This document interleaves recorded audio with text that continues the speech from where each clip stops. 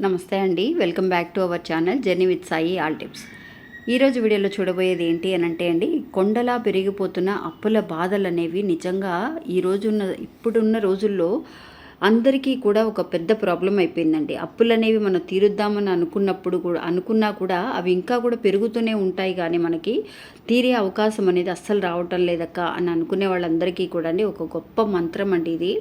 రోజు ఉదయం లేవగానే ఈ ఒక్క మంత్రాన్ని 11 సార్లు అనుకొని చూడండి ఫ్రెండ్స్. అనుకున్నా సరే విన్నా కూడా చాలా వరకు కూడా అప్పులు అనేవి ఫాస్ట్గా తీరిపోతాయండి. ఇంకా మంత్రం ఏంటి, ఎలా అనుకోవాలి అనేది ఈరోజు వీడియోలో తెలుసుకుందాం. వీడియోలోకి వెళ్ళడానికి ముందుగా మన ఛానల్ ఇదే ఫస్ట్ టైం చూస్తున్నామని అనుకున్న వాళ్ళు పక్కనే సబ్స్క్రైబ్ బటన్ ఉంటుందండి, అది క్లిక్ చేశారు అని అంటే కనుక మన వీడియోస్ అనేవి రెగ్యులర్గా వస్తూ ఉంటాయి.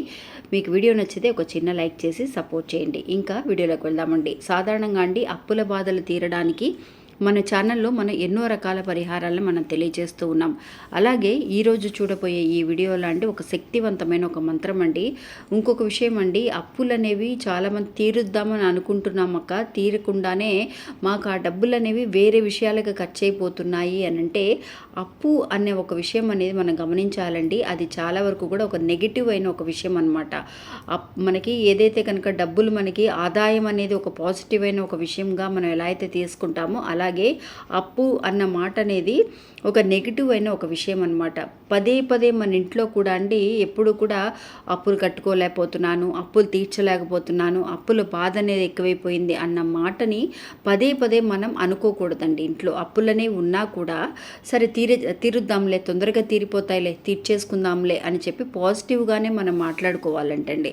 అప్పులు చేసేసాం, డబ్బులు అనేది మనం ఖచ్చితంగా కట్టాల్సిందే. కానీ జరిగిపోయిన విషయాలని అస్సలు ఇంకా అప్పు అనేది ఎక్కువైపోయింది, ఎలా తీర్చాలో తెలియటం లేదు అన్న మాటని పదే పదే మనం రిపీటెడ్గా అనుకోకూడదంటండి.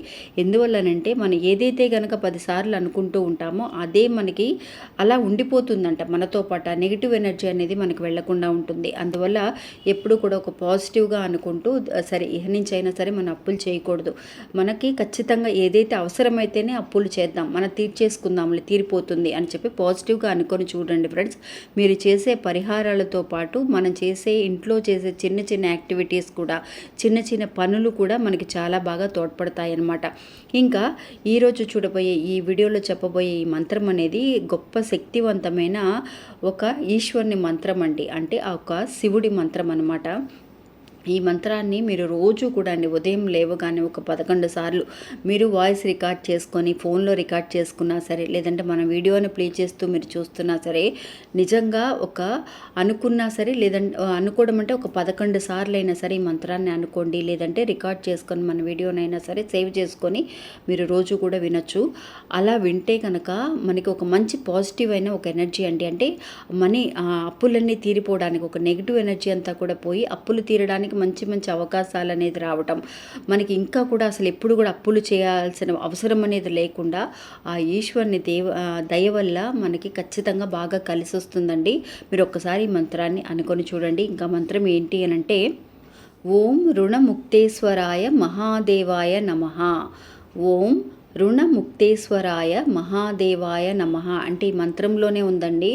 రుణం నుంచి మమ్మల్ని విముక్తుల్ని చేయమని చెప్పి మనం ఆ మహాదేవుడైన శివుణ్ణి మనం కోరుకునే మంత్రం అండి ఇది. అందువల్ల రోజు కూడా మీకు టైం దొరికినప్పుడల్లా కూడా ఉదయం లేవగానే చక్కగా స్నానం అది చేసేసిన తర్వాత, ఎవరికైతే కనుక అప్పులు ఉన్నాయి, బాధపడుతున్నామని అనుకున్న వాళ్ళు ఈ మంత్రాన్ని రోజు కూడా ఒక 11 సార్లు దగ్గర నుంచి మీరు ఎన్నిసార్లు అయినా సరే అనుకోవచ్చండి. చాలా పవర్ఫుల్ అయిన ఒక మంత్రం అనమాట. మీకు ఇంకా కూడా తెలిసిన వాళ్ళు ఎవరైనా ఉంటే కనుక వాళ్ళకి కూడా షేర్ చేయండి ఫ్రెండ్స్. ఇది నిజంగా చాలా బాగా పనిచేస్తుందండి. ఇది మనం చేసే పరిహారాలతో పాటు ఈ మంత్రం కూడా రోజు అనుకోవడం అనేది మనకి చాలా బాగా కలిసి వస్తుంది. అంటే ఆదాయం అనేది కూడా పెరగడానికి, అంటే రుణం అనేది అప్పులు తీరిపోయి చక్కగా ఆదాయం పెరగడానికి కూడా ఈ మంత్రం చాలా బాగా ఉపయోగపడుతుంది. అంతేకాకుండా మీరు రాయాలి అని అనుకున్న వాళ్ళు కూడా చక్కగా ఒక సోమవారం నాడు 108 సార్లు అండి, 108 సార్లు వారానికి ఒకసారి సోమవారం సోమవారం అక్క అప్పులు బాధలు చాలా ఎక్కువగా ఉన్నాయి అని అనుకున్న వాళ్ళు రోజు అనుకోవడం మాత్రమే కాకుండా సోమవారం నాడు ఒక 108 సార్లు రాసుకోండి ఫ్రెండ్స్. హోరా సమయంలో రాసుకోండి. హోరా సమయం అనేది 3 సమయాల్లో ఉంటుంది. ఉదయం 6 గంటల నుంచి 7 గంటల వరకు, మధ్యాహ్నం 1 గంట నుంచి 2 గంటల వరకు, రాత్రి 8 గంటల నుంచి 9 గంటల వరకు. ఈ 3 సమయాల్లో మీకు ఎప్పుడు కుదిరినా కూడా ఈ మంత్రాన్ని ఒక 108 సార్లు రాసి చూడండి ఫ్రెండ్స్. చాలా బాగా పనిచేస్తుందండి. చాలా పవర్ఫుల్ అయిన మంత్రం అనమాట. ఇది అండి ఈరోజు వీడియో. మళ్ళీ మంచి ఇంకో వీడియోలో మళ్ళీ కలుస్తాను. అంతవరకు సెలవు. నమస్తే.